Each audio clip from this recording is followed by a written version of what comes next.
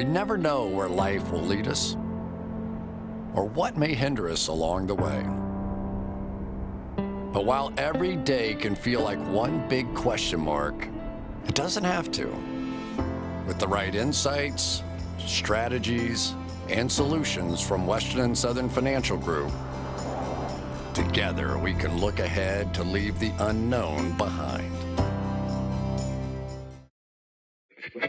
What's pro football focus doing? Last week they had Brady. This week they got Brady. We're literally doing it differently from everybody else. As a matter of fact, moving forward from this point on, I will not make reference to PFF. Ready to get into it? Yeah. All right. We're going team by team. I would be very careful about slinging stones. Am I going to get sued? We got legal on this? I like football season, and all the things that go with it.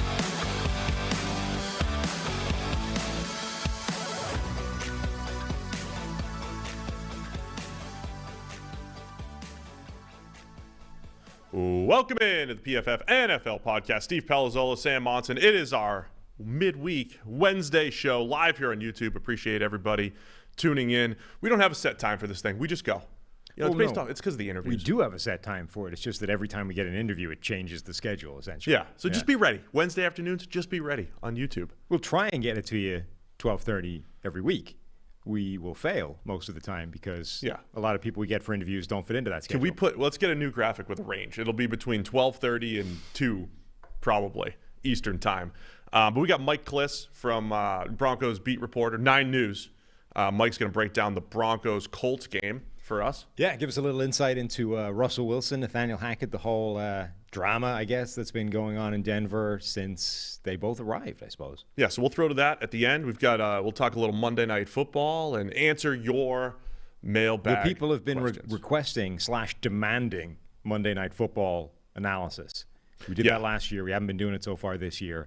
Back by popular demand, I believe, is the term. Yeah, we get some hate mail every now and again. The two things I think we get the most. Nobody wants to hear you talk about rugby. I mean, we just always get that pushback. Nobody wants to hear rugby. I don't think that's true. And the second one is people were upset we didn't review Monday Night Football. So do you want to do that first? Yeah. So let's do that. It's on the schedule. Let's do that first. Yeah. Monday Night Football, San Francisco 49ers, 24, the Rams 9. We had our instant reaction on the PFF NFL Daily, which, by the way, we have not been checking things. We have not been checking that everyone that listens to this podcast also listens and subscribes, downloads, likes the Daily. We haven't been checking. So please do that. Go check out the PFF NFL Daily. It's like, bite size, Sam and Steve. But 49ers 24, Rams 9. We did do our instant reactions. What were your thoughts? What were your instant reactions for this podcast?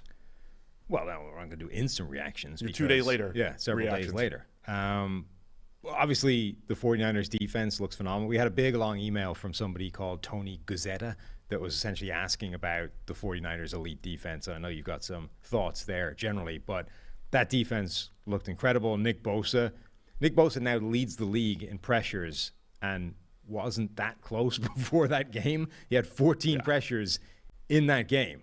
I don't know how many edge rushers have more than 14 pressures, but it can't be that many for the entire season.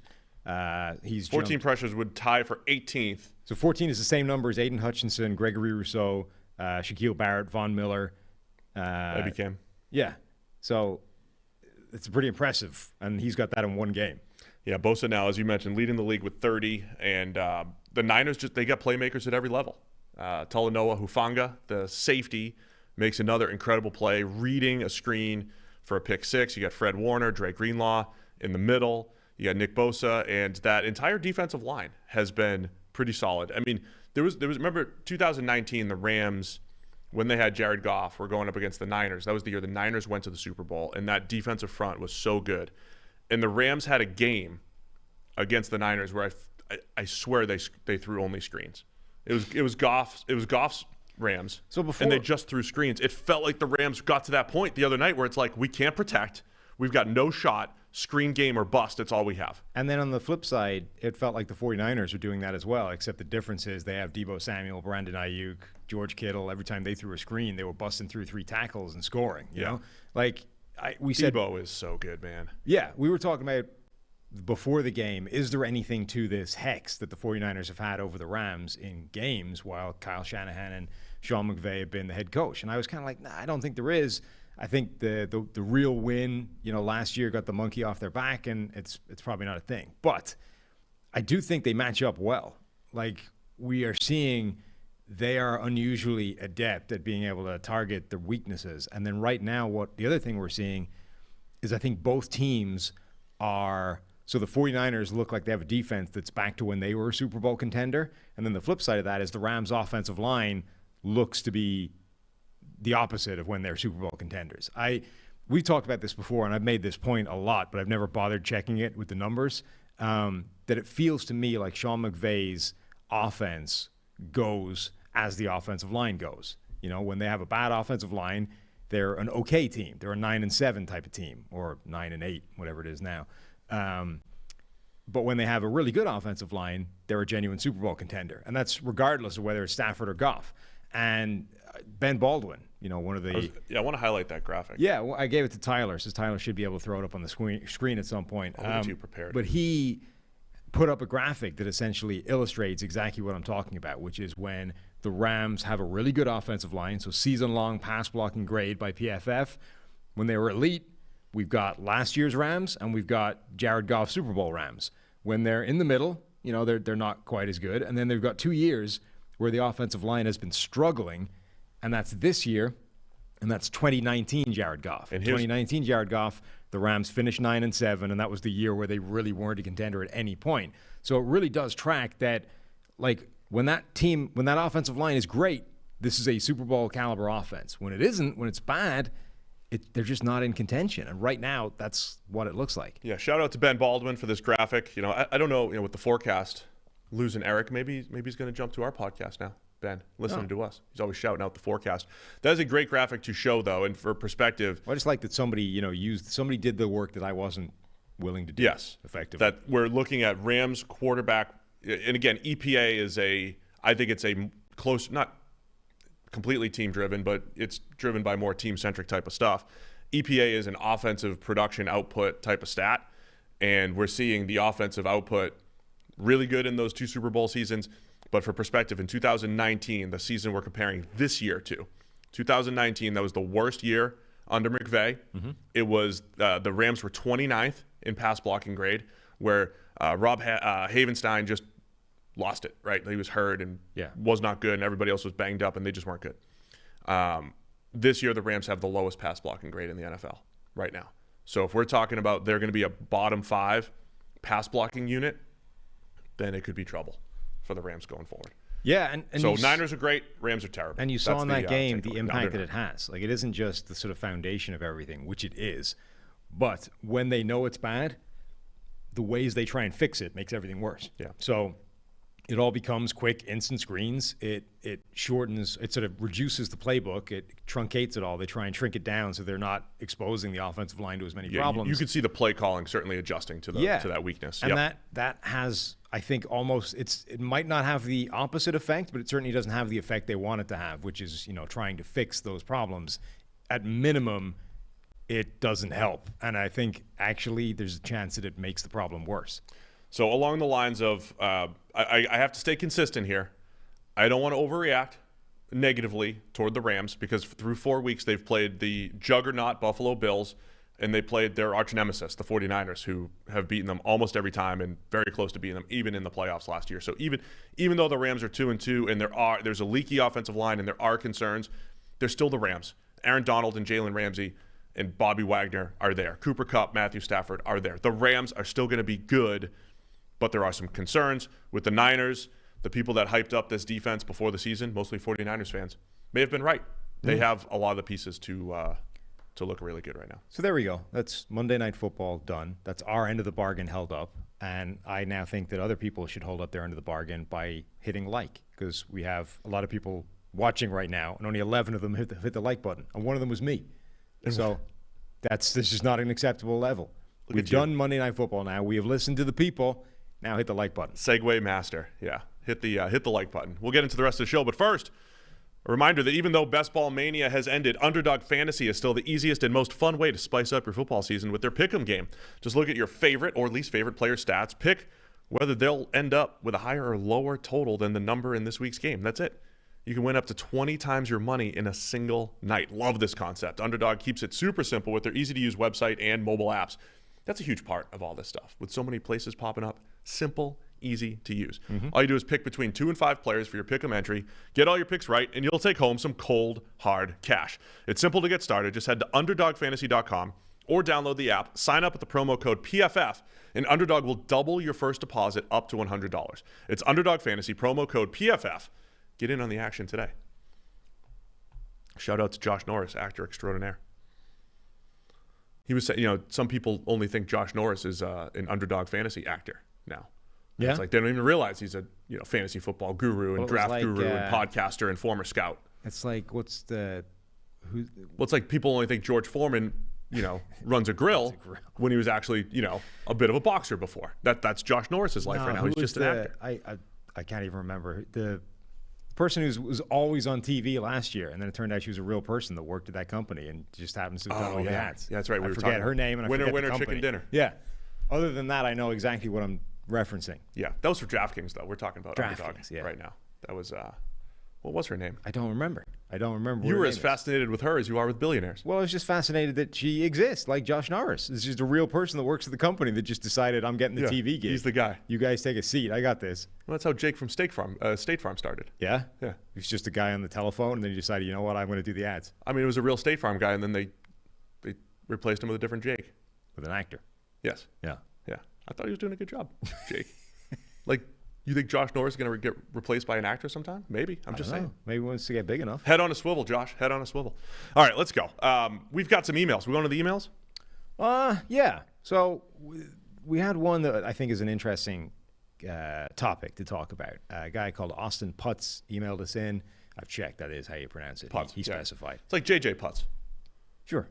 Former closer, Seattle Mariners. Yeah. 6'6", That's 250. exactly who I thought of. Strapping young man.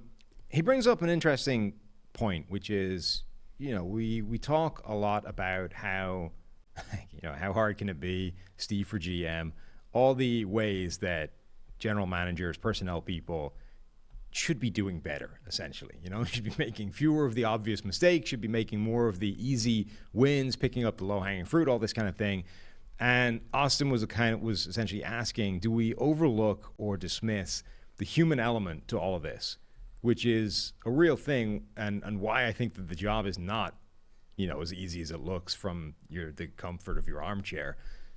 Everybody you're dealing with is a real human being, most of whom you're going to have interactions with on a fairly regular basis, and it isn't easy. As much as everybody talks about the NFL as a business and everybody understands that, it still isn't easy to tell people, see ya, or you're not getting your money. You're having whatever, anything negative that they don't want to hear is not an easy thing. And then on the flip side of that, I think it's very easy to fall into the kind of Jerry Jones traps of, I love this guy. We're going to make sure he's okay. We're going to give him his deal. We're going to give him his money. We're going to pay him the contract that might not be advisable. And that's how you end up with the Zeke Elliott contract and those kinds of things. So, effectively the question was, do we too easily dismiss the human element of all of this? Yes, we absolutely do. Admittedly. Okay. I've said this before. Absolutely we do. Look, all the crap you give me about the Fields thing and the quarterbacks. That's right. And now you're saying, actually, yeah. Yeah. Okay. I know that I'm self-aware. I know that I dismiss it. All right. It's not that it doesn't exist. There are certain times I think it matters. Other times I don't. I mean, I can understand where coaches or general managers would want to bring back players who are culture fits for them, right? Because you and I, we're in a business. PFF's a business, right? We deal with other employees, with bosses, right? And whatever. And we know that stuff matters, right? I mean, the people who have done the best at PFF and worked their way up the ladder are the people that have worked hard and been just really good company fits. And other people weren't great company fits, and they're not everybody, but there are good fits and there are bad fits. And so you can't just hire people based off of resume, right? And absolutely we do a lot of that, right? But I think you just have to find out where that balance is.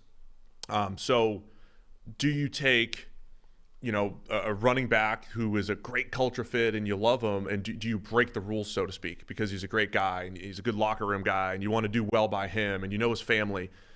do you make that decision to re-sign a running back when you know the data says no? I don't think you can make every decision without considering the human element to it.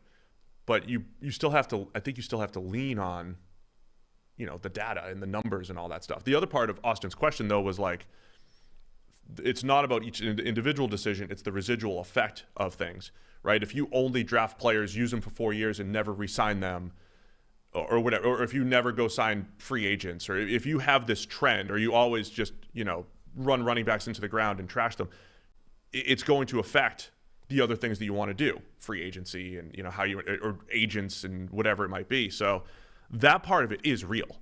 And so the part that we ignore here, we're also less privy to. Yeah. Right. Sure. Which is the agent dynamics and all that stuff, because that stuff certainly exists. Yeah. There's a couple of sides to it, I think, that have varying levels of importance. I think you definitely should be aware of when your feelings to individual players are going to warp your perception of what you should do from the financial or business or football point of view. And that's how you get trapped in those Ezekiel Elliott contracts or those kinds of things.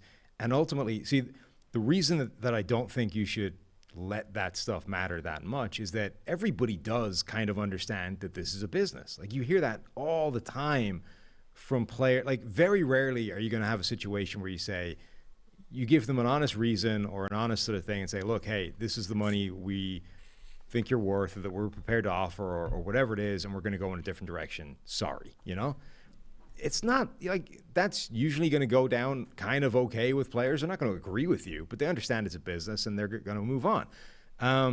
So from that point of view, I think all you really need to do as a GM or as the personnel guy is don't be an asshole. Like, be reasonable, be human, bring the human element to this, which is, as long as you treat people like adults, as long as you give them the information and you are relatively honest and pleasant about it, then I think you're going to be okay. And there's a great story about this that I think is applicable. Friend of the show, Paul Daynard, had a podcast where he had Andrew Whitworth and Willie Anderson on, and it was before Willie got inducted into whatever the Bengals Ring of Honor or whatever their equivalent is. Whatever Chris is in. Yeah, he was being inducted into that on Thursday night last week. So he was on this podcast with Whitworth, and they were talking about all kinds of stuff and blah, blah. And at one point, they were talking about how each one of them left the Bengals, because two of the greatest players the Bengals have ever had. Willie Anderson ends up playing for Baltimore at the tail end of his career after the Bengals let him go. And, of course, Whitworth ends up going to the Rams, having a few seasons there where he's a great player. And Whitworth's story about how he left Cincinnati was fascinating because, remember, they kind of decided at one point they were going to move on from him anyway, and they drafted 2 tackles one year, So immediately it's like, okay, I can see the writing on the wall here. I understand the way this is going. And then Whitworth goes out there and has another great season. The 2 tackles both look bad. And all of a sudden it's like, okay, hey, Andrew, I know we were thinking about moving on from you, but would you really, how about re-signing? And so they set it up again. They start going, and Whitworth is back to being the cornerstone at left tackle and blah, blah, blah. And then it ends up being, they kind of there was crosswires or disagreements. They messed around for long enough that Whitworth decided he was going to test free agency, And when he tested free agency, he said that all of the other offers, and I think he said there were like half a dozen other teams, all of the other offers were not even in the same vicinity as Cincinnati. Like, they were double the money. There were more years, more guaranteed years on the contract. There were all these kinds of things. But he'd been in Cincinnati for his entire career. His family has roots here. They liked it here. And when they sort of sat down and thought about it, he was like, you know what? I still think I'm just going to stay. Like, it's just not worth it to uproot and move, even for the more money and whatever. Like, I don't need the money. I'm okay. And then he said the thing that actually made up his mind to go the other way was the tone from each team. So every other team he was talking to, they were like, it would just be an honor, to have you in the building, the things that you bring, what you've done in the league. You're just an incredible player. It would be, please take this offer type of thing. It would mean everything to this franchise. And the Bengals were kind of like, here's the offer. Take it or leave it, It's okay with us. Like, Yeah. whatever. They just didn't.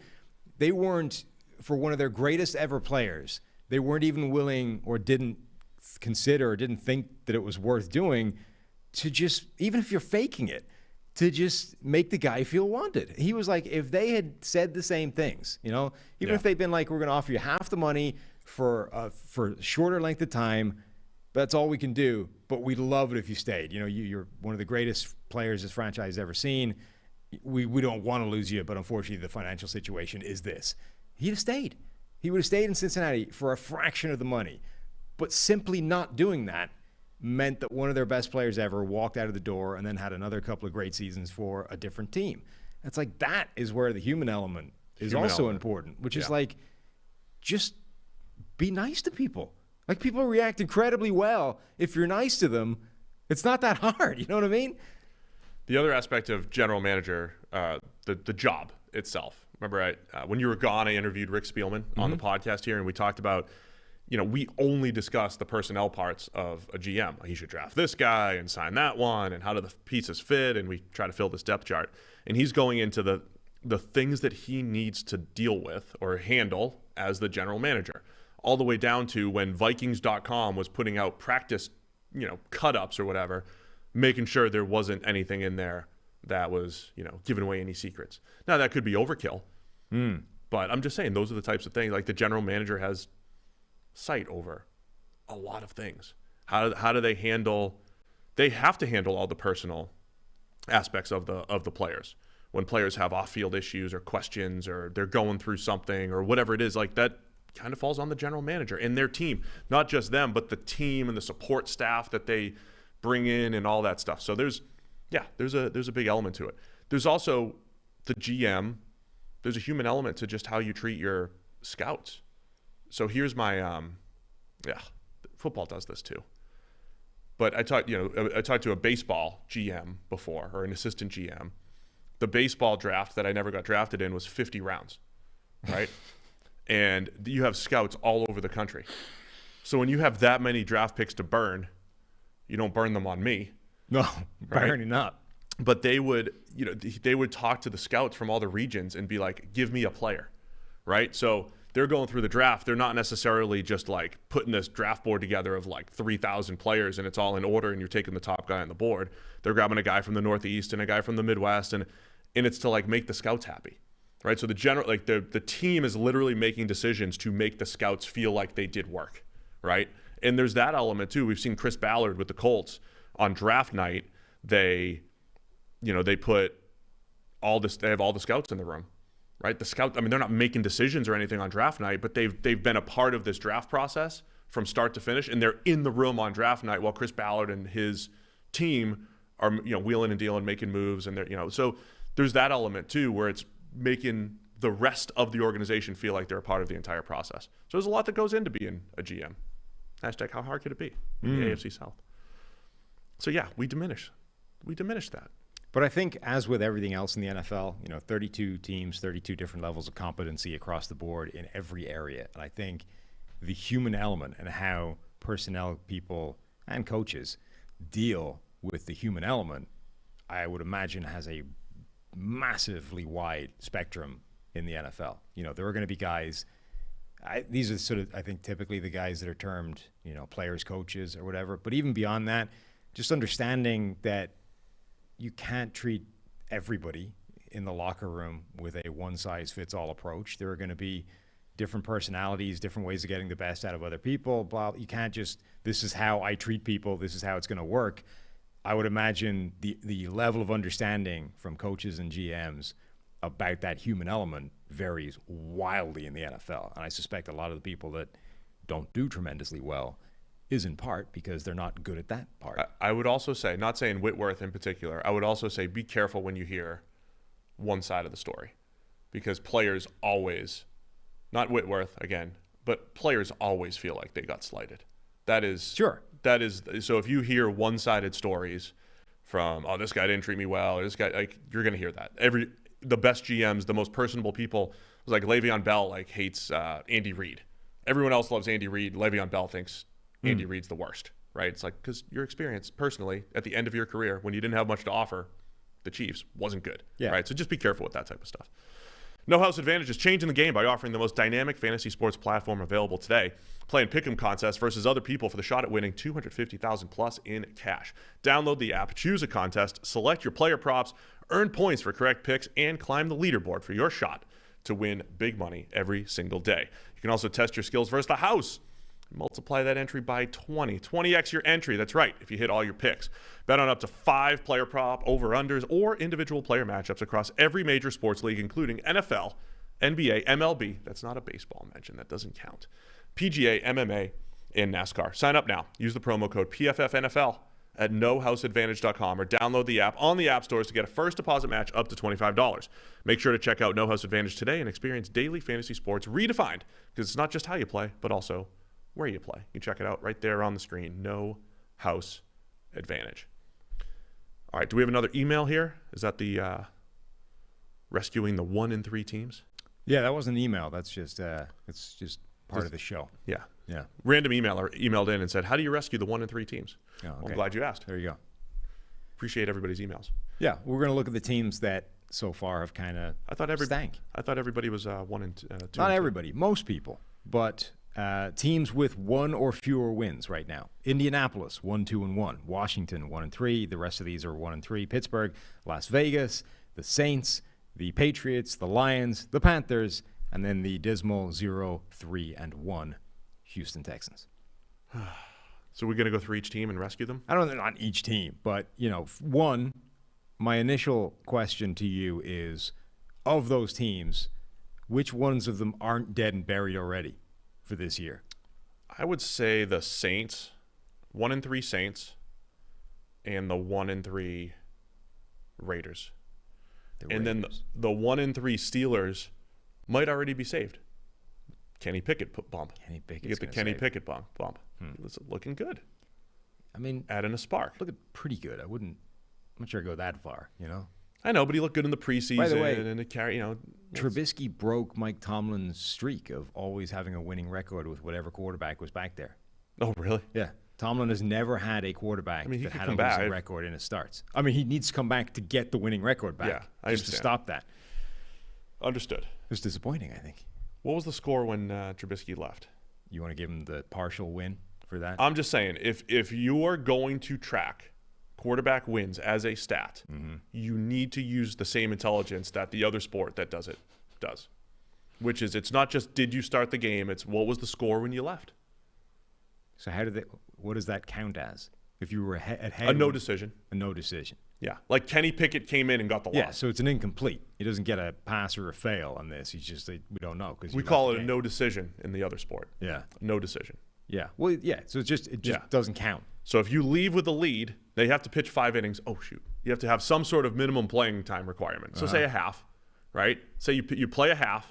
If you leave with the lead like Trubisky did, if you win the game, you get the win if you keep that same lead. As soon as you lose the lead, the decision switches to the backup. Huh. And that's how you would track that. Now, where it could be tricky in football versus the other sport that I won't mention is once you leave as a hurler of the object in the other sport, you're out for the game. You can't come back in. Whereas in football, of course, you could switch your quarterback every play if you wanted. So it could make it tricky in tracking this whole thing. Yeah. But technically, it should be Kenny Pickett's 0-1, and Trubisky ends 1-2. On the other end, it's like week 1, Trey Lance gets hurt. I don't even know what the score was, but even if they were winning, it was so early in the game, Jimmy Garoppolo came in and earned the win in relief. So Jimmy Garoppolo should get the win. But the way they track stats, Trey Lance is 1-1 this year.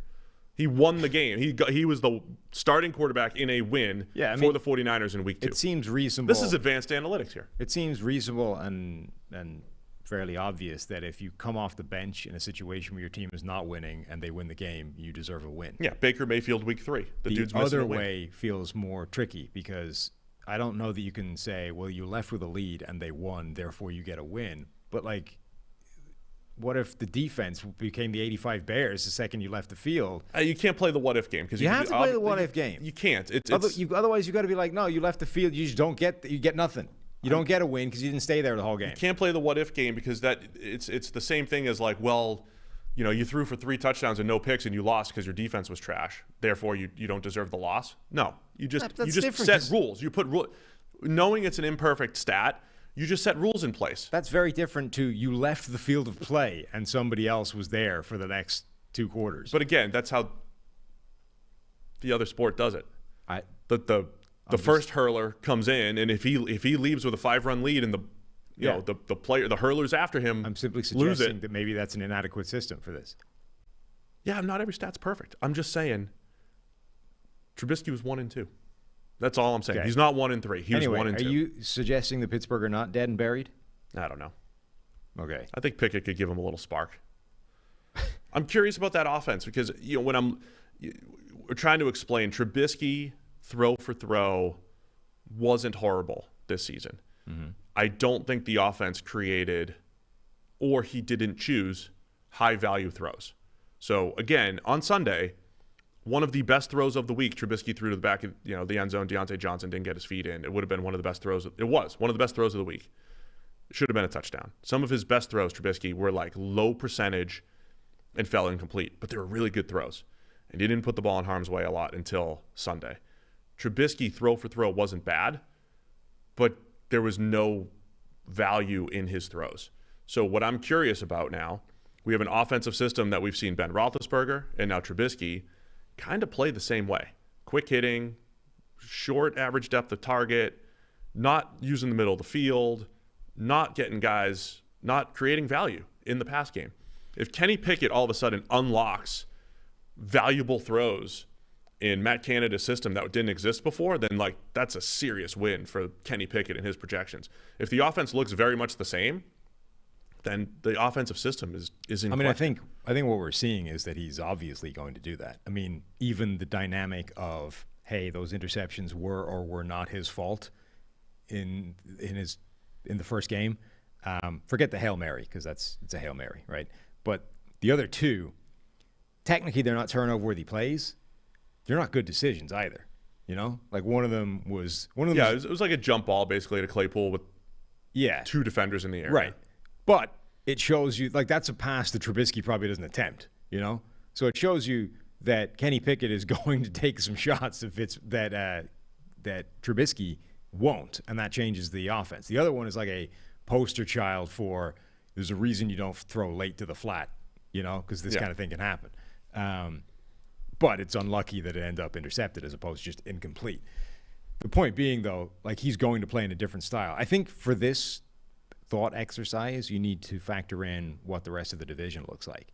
And Pittsburgh might not be dead and buried if for no other reason than they're currently only a game out of first place. Yeah, there's that too. The Browns, Ravens, and Bengals are all 2-2.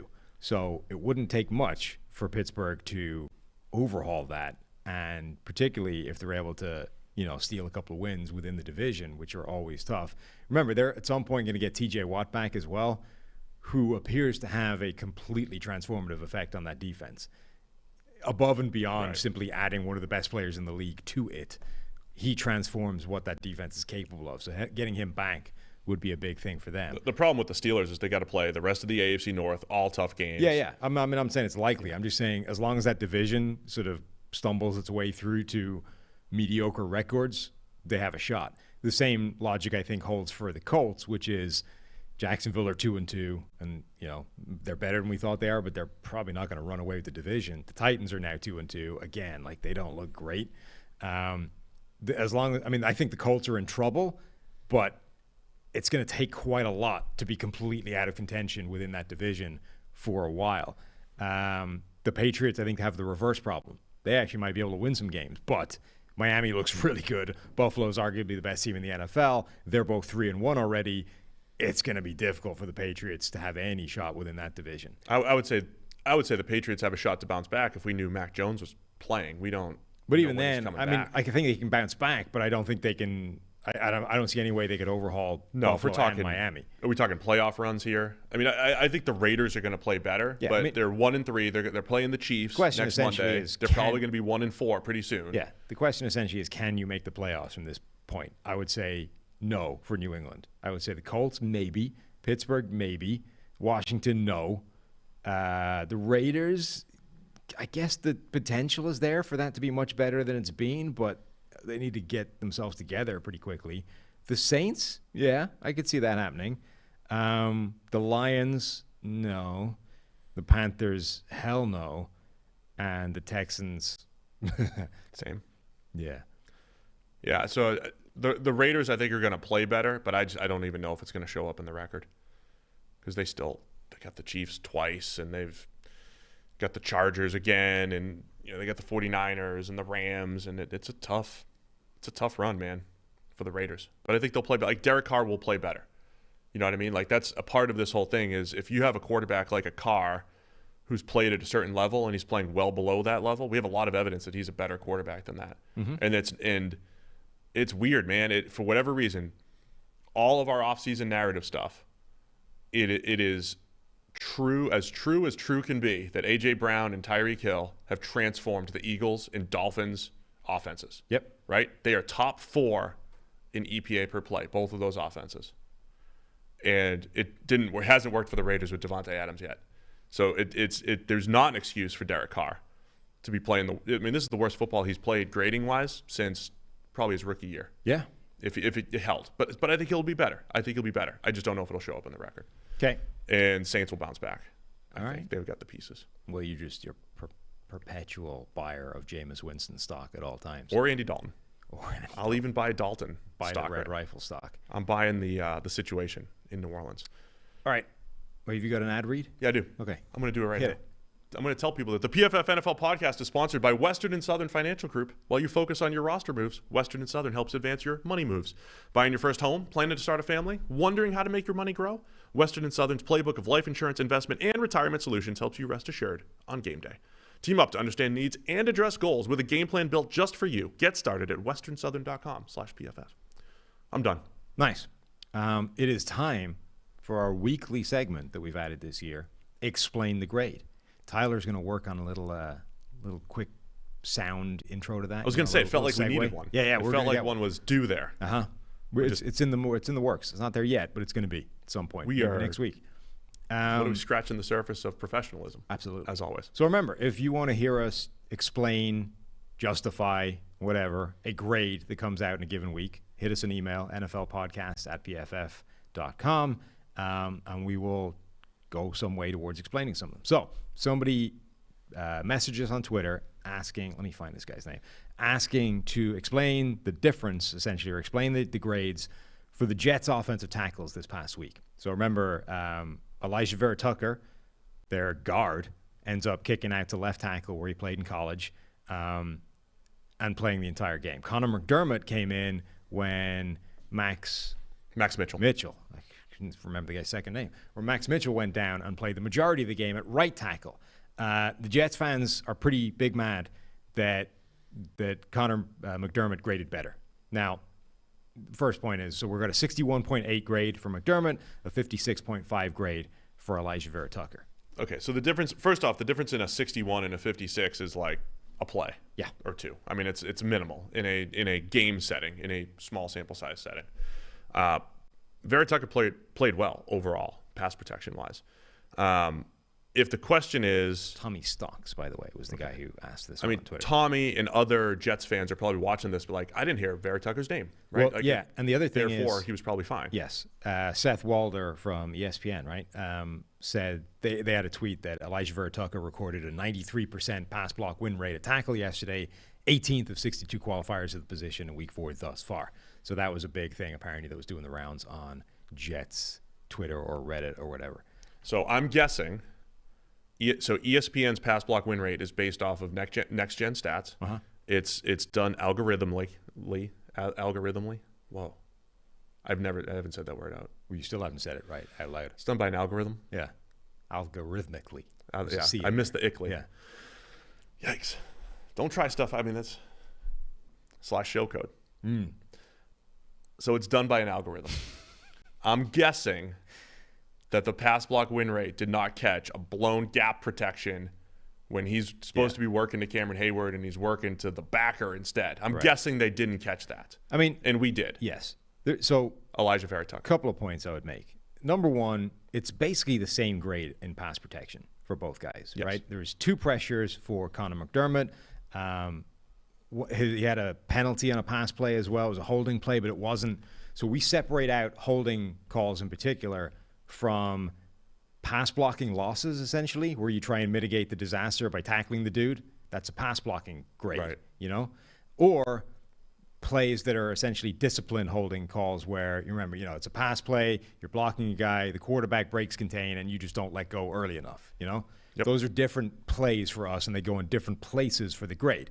So McDermott had a holding call where he gets hold of a linebacker, I think at the second level, plays busting out behind him, linebacker's trying to get over to it, he doesn't let him go quickly enough. Now, A, it was pretty weak, but B, it won't go in his pass protection grade, so it doesn't act as like another pressure. So 2 pressures for him. Elijah Vera-Tucker had 3 in more snaps, and his losses were uglier. So it ends up in about the same place. So the real difference between the two is the run game, and it's the negative plays for both. McDermott had 1 negative. Okay, the negative was bad, and it was a mental mistake. Same idea as the Vera-Tucker thing, where he took the inside guy when everybody's shifting to the right. He takes the inside guy, leaves a completely free runner to come in and banjacks the run play. The guard looks to the guy he's supposed to be blocking. McDermott's already there, and he's like, what? And then by the time he looks outside to the guy McDermott should be blocking, play's already dead. So mental mistake for McDermott. That's his 1 downgrade in the run game, essentially. Vera-Tucker has 4 downgrades. One of them he gets completely matadored by Cameron Hayward. Just a full hey, with the red flag thing, and he's face first in the ground. Hayward's making the play.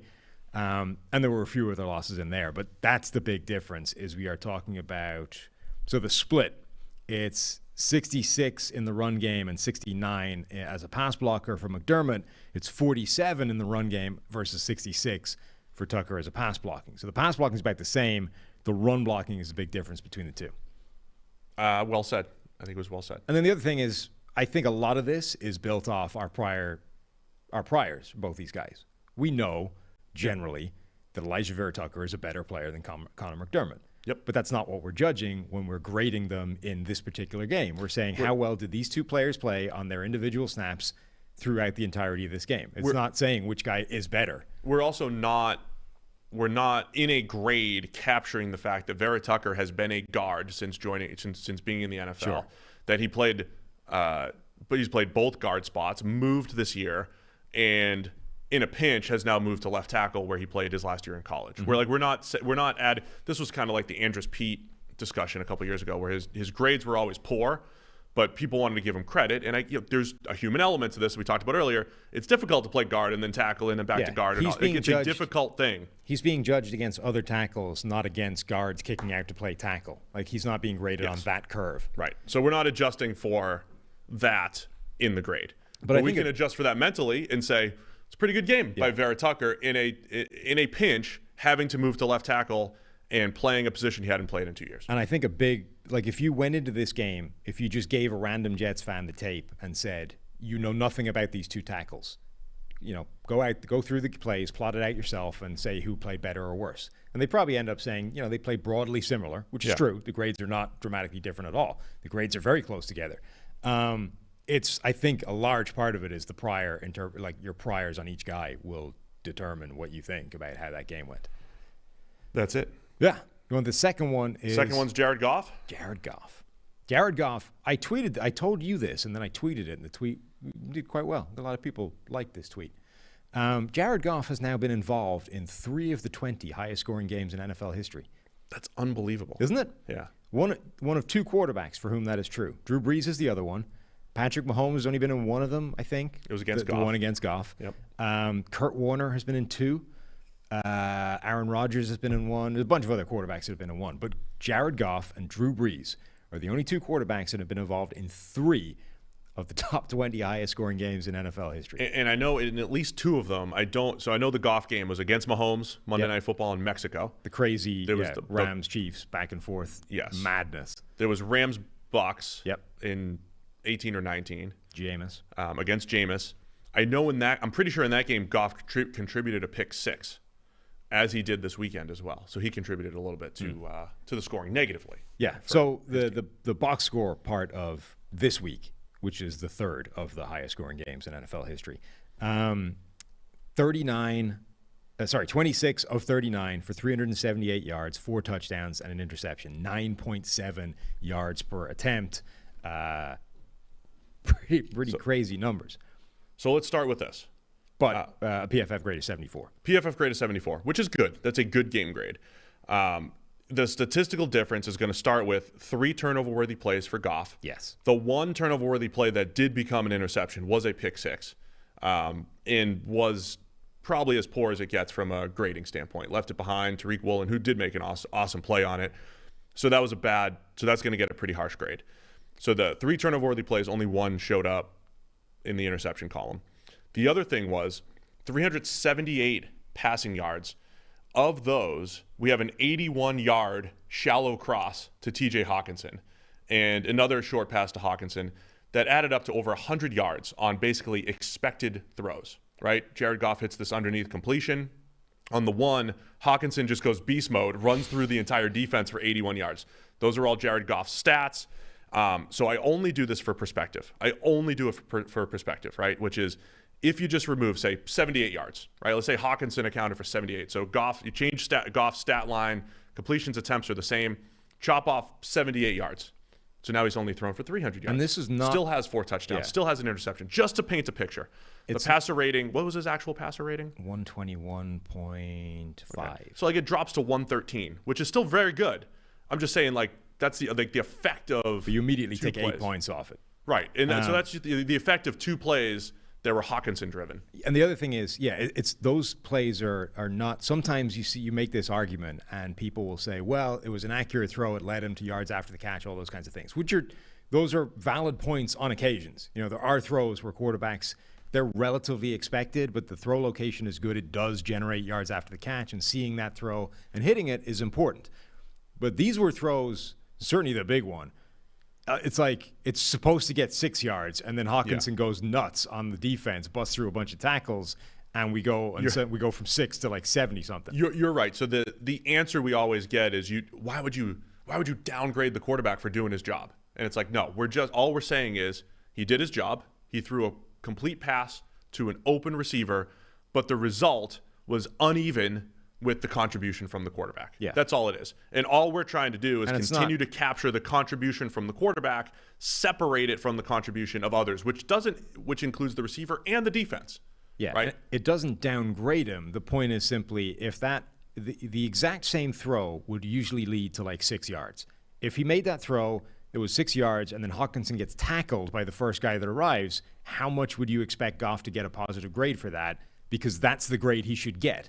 The fact that Hawkinson then goes crazy and busts through tackles and runs for another 60 yards should not affect Jared Goff's grade, which is the point, right? That's where we differ from any other statistical measure, essentially, that is looking at outcomes, which is everything else. EPA per play, QBR, whatever you want to do. They're all looking at that, and they will all be skewed by those yards after that, after contact, after the catch from Hawkinson. So on the 81-yarder, the other advanced metrics, EPA will give all that credit to Goff, just EPA in a vacuum. QBR, ESPN's QBR will not, because they focus more on the air yard component to EPA, so that won't be captured in their metric.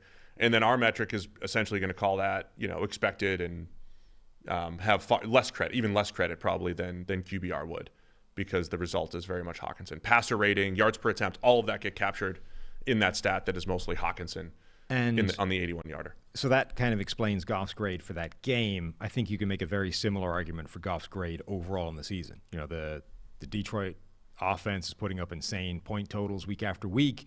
Jared Goff's numbers are pretty spectacular. He's got 11 touchdowns, 3 picks. He's got a passer rating of 99.9 for the season.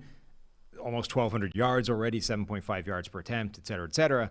But as he had 1 big-time throw and 3 turnover-worthy plays in this game, his season total is 4 big-time throws, which is a rate of 2.5%, which is lower than Tua last year. The sort of league bottom level of big-time throw rate is where Goff is at right now through 4 weeks. And he has 8 turnover-worthy plays through 4 weeks, 3 of which came in the last game. So generally, this offense is not a product of Goff playing his best football. Much like happened at times with the Rams, Goff's good enough to steer the thing and to not run it into a brick wall. if everything's functioning, but he's not the engine behind this. And all that said, I mean, that was his best game grade of the year. That was, his overall best statistical game. I think, the Washington game is up there as well. But yeah, that was. But it doesn't match, a passer rating of 121.5, 4 touchdowns, 1 pick, almost 400 yards, 9.7 yards per attempt, et cetera. Like it's a good grade, not a spectacular grade, which is what that box score suggests. Good work. Yeah. Nailed it. Explained. Done. Replay the little ditty that doesn't exist yet. Would we have an outro? I don't know. Song too? Maybe. Transition to the next all to thing. be determined. Yeah, we'll see. See what Tyler comes up with. Mm-hmm. We have anything else today? No, I think now we're into our interview. All right, that's a great Wednesday show. Thanks to everybody for tuning in. Wait, so we're gonna throw it to the interview, mm-hmm. and then the show's gonna end. Yeah. We're just gonna. I'm not. We're gonna. This is our goodbye. Last week we just ended it on the interview. Yeah. So we're gonna do that right now. Thanks to everybody for tuning in. We're just gonna prepare people for the fact that we're ending on the media. Yeah, it's gonna end after the Mike Kliss interview. So we're previewing Thursday Night Football here with Mike Kliss. He's gonna get a pick from for the Broncos and the Colts. Thanks to everybody for tuning in. We'll see you Thursday, tomorrow, as we preview the rest of the Week 5 NFL action. Let's go to Mike. All right, we're happy to be joined by Mike Kliss, Broncos reporter for 9 News and 104.3 The Fan. Mike, welcome in. Hey, thanks for having me, guys. Yeah, appreciate you doing it. We get the Thursday Night Football game, Denver Broncos and Indianapolis Colts. So definitely want to start out by just discussing a lot of drama and news and just it's the Broncos and Nathaniel Hackett and Russell Wilson. What's it been like over there so far this year, and what are your initial impressions of that combo, head coach and quarterback, so far? Yeah, drama is a good word because there has been a lot of it. Russell Wilson with the opener at Seattle, there was a lot going on there. Why did he leave? Who wanted him out? Did he want to stay? Those kind of things. And then Nathaniel Hackett, the whole thing about hiring him, was it for Aaron Rodgers? And Russell Wilson was plan B. The Broncos, of course, say that wasn't the case. But Nathaniel Hackett then ran into a buzzsaw as far as, the national firestorm with the way he handled the end of the game in Seattle. And then there were some more game management missteps in game 2 against Houston. And then he brings in Jerry Rosburg out of retirement from the Ravens to help him with game management and give Hackett credit for not being a stubborn coach who, doesn't admit to having game management issues. He realized he had a problem. He was hurting the team. He brought in Rosburg. And really, there hasn't been any game management issues. They lost a couple of challenges in the first game where they were so close that you had to challenge them, even if you lost them. And then this last game, I thought they should have taken a timeout with 2:47 left to go in the game. They let it wind down to 2:07. But then Jacob scored anyway, so it was almost moot. But that's a lot better. The operations with Russell getting the playoff is a lot better. Russell Wilson played really well this past game. There were some hiccups in the third quarter. I don't know if his shoulder was part of the reason in the play calling, which seemed to get a little conservative in the third quarter. But he played well, though, in the first half and in the fourth quarter. And so they got that going for him. Their running game is a concern going forward without Javonte Williams and with Melvin Gordon, the guy replacing him, having fumbleitis. And then the run defense disappeared against the Raiders. Josh Jacobs, to me, he's Terrell Davis, 1998. I don't know how many 100-yard games. I don't think he gets many 100-yard games, but he constantly gets them against the Broncos. And the last 2 games in a row at Vegas, he just steamrolled the clock and piled up the yardage. So we don't know quite yet what this team is about. They're 2-2. They should win Thursday against the Colts. I go back to Manning in 2012 when they started off 2-3, and he was throwing some interceptions, and they were down 24-0 at halftime in Game 6 at the Chargers. They came back and won that game 35-24, and then they didn't lose the rest of the regular season. So it's still way too early to determine what this team is. But there's been growing pains between Hackett, with Wilson. It looks like that's getting better as the season goes on, but they still got a long way to go. Yeah, it hasn't felt good for the first 4 weeks, but when you look big picture, they're 2-2. They're only a game behind the Chiefs in that division. Like, everything is still absolutely to play for in terms of preseason expectations. It feels like the kind of Russell Wilson narrative stuff kind of snuck up on me in terms of everyone knew he was a bit of a kind of corny character and, did some weird things. But then I think was it Mike Sando's column in The Athletic, somebody made reference to him being a bit of a diva and, had his own office in the facility and that kind of thing. What have your impressions been of Russell Wilson as like the first sort of time dealing with him day in, day out? Well, and you're cutting out a little bit on me there, Sam, but I don't know if it's my connection here on my front porch or what it is, but as far as Russell Wilson, it's been pretty much just the press conferences.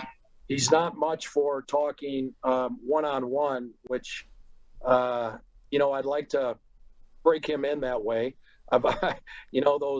Those Friday conversations, in this case, it would have been Tuesday conversations at the locker just to shoot the bull and talk off the record and get to know the guy.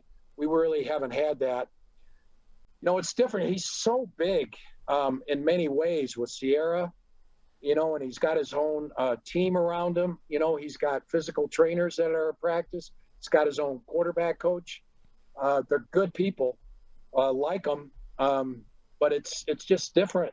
The quarterback is now so humongous. The quarterback's always been important, but now you have to adjust to the fact that they're almost bigger than the team. They've got their own empire going here, and so that's been a little different. I know Russ is very positive with his teammates. He never has a bad word to say about a teammate. Never has a bad word to say about a coach. He is a leader on that team. How relatable he is with the guys, I don't know. Peyton Manning and John Elway were one of the guys. Especially Elway when he was a quarterback. He was a guy's guy. Russell takes the approach of being. He takes more of the political view, where he stands on the pulpit and addresses the rally. Is kind of how Russell handles everything. But I think all in all, guys, Russell Wilson is the least of the Broncos' problems. He's a positive. The question now is how good is this team around him? They weren't a winning team before he got here, and they haven't been a winning team for 5 or 6 years. And can Russell Wilson by himself lift the team to the playoffs and have a 10-7, 11-6 record? That remains to be seen. They're better because of him, but I'm still not quite sure how good the team is overall. Well, that was going to be my next question too. I mean, what are realistic expectations for this team? The defense looked so good through 3 weeks. They got run over last weekend, as you said. Randy Gregory is leading the team in pressures. He's hurt now. What are your expectations going forward? What can this team accomplish this year?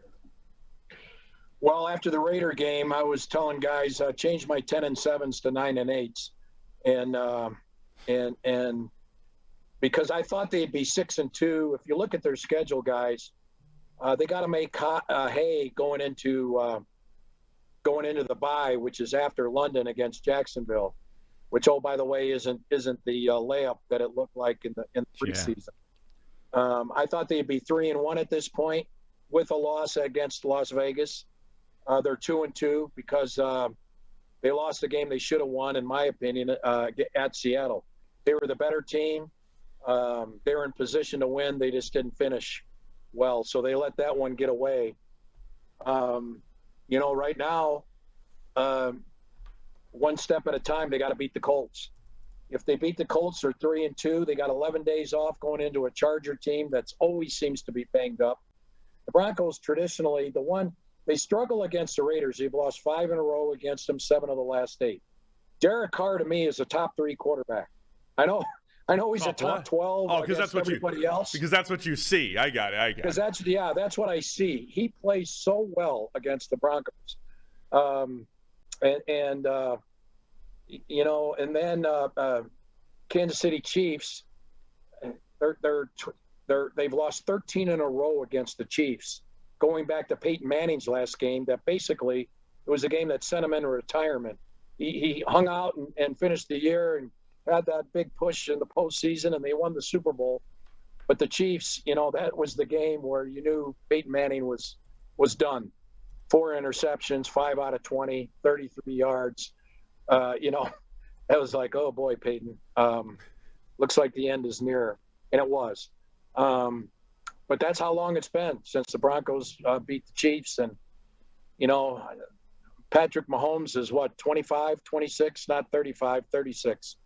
So that's a daunting future, Broncos Chiefs. So we don't know yet about the team, but I do think right now, as they sit at 2-2, expectations should be managed to.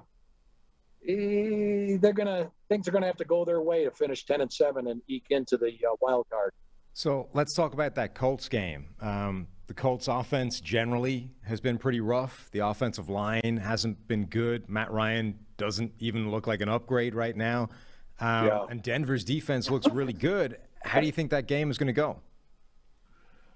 Well, Leonard's not going to play. That'll help the Broncos offense. And I don't think Jonathan Taylor's going to play, which should help, the Denver defense. However, sometimes when you have a big running back like that, and, I anticipate that it may help out Matt Ryan in the passing game. He's going to have to do more and open up the passing game against the Colts. And the Broncos, without Justin Simmons on the back end and without Gregory now on the edge, I think are a little vulnerable and against the pass. So, Matt Ryan has looked good the 2 times that I have seen him. Once was in 2016 here, and the other time 2020 in Atlanta. I know he's looking older, this year than he has, and I think part of that, from what I see, you look at all the quarterbacks with new systems, they're struggling. Derek Carr was struggling until last week with Josh McDaniels. Baker Mayfield struggling mightily in Carolina, new system. Tom Brady struggled for 12 games with Tampa Bay before they finally redid the playbook and brought in the New England playbook in 2020, from what Peyton was saying. So, I think that's really what it is with Matt Ryan. He's an old horse trying to learn a new trick here. And, I think eventually he's going to play better this year. The question is will he do it Thursday without Jonathan Taylor, who, again, I know they're making it a question mark, but I can't see him playing, with that a high ankle sprain on a short week. The pass rush is an interesting thing for Denver because Gregory was phenomenal. Last year when they traded Von Miller away, they were struggling to get pressure with anybody, but all of a sudden there's like a stable of pretty good young pass rushers. Who do you think is going to step up with Gregory now on the shelf for a few weeks? Yeah, it's not only Gregory down, but Aaron Patrick was their 5th outside linebacker. He's got a concussion. He's going to be down. Jonathan Cooper had been the 4th or 5th edge rusher. He's been down with a hamstring. So I do believe they'll call up Jonathan Kongbo from the practice squad.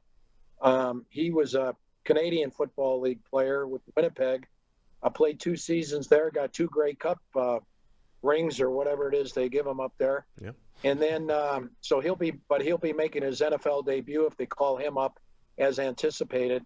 Baron Browning had been the 3rd guy, the first rotational guy. He's been playing about 40% of the snaps. So, he goes in and starts, and he probably gets 75% of the snaps. Nick Benito, a second round pick with a lot of speed, a lot of pass rush ability. He's barely played He was inactive, or he didn't dress the first two, or he dressed one game but didn't play. Didn't dress the second game. Has played about 9 snaps each the last 2 games. And I think they just worry. They want him to get in the weight room. They're worried about him setting the edge, on the run, that he's not quite strong enough on the edge. So I think you might see Baron Browning, and it'll be interesting to see if it's Kongbo or Nick Benito as the number 4 outside linebacker, with Chubb on the other end, of course. Mm-hmm. We were big Nick Benito fans, but certainly acknowledge he might not be ready in the run game. Would love to see him a little bit more as a designated pass rusher, though, especially with Gregory out. So, Mike, we're asking all of our guests on our Wednesday show to make a prediction, if that's okay with you. Denver favored by 3. Can we get a score prediction out of you for this game? Yeah, I think the Broncos will win. I see that Thursday night games generally hit the under. So what is the over and under on this one? It's got to be low. 2 of the 3 lowest scoring teams in the NFL so far. Yeah. Broncos and Colts. I thought I saw the over and under at like 45. I might be a little high on 42.5 right now. Okay. And but I got the Broncos winning by 10. Wow. 27-17, something maybe 24-17. Broncos got to win this game though. It's not a must win. Just based on my experience with Peyton Manning in 2012 when they went to 2-3, but I think I think they probably need to win if they're going to put some wins in the bank before they hit that real schedule gauntlet after the bye in the second half. So there we go. Big game for Denver. Mike Kliss, Broncos reporter for 9 News, 104.3 The Fan. Mike, thanks for joining us today, Ben. Thanks so much. Thanks a lot, guys. Enjoyed it. All right. All right. See you.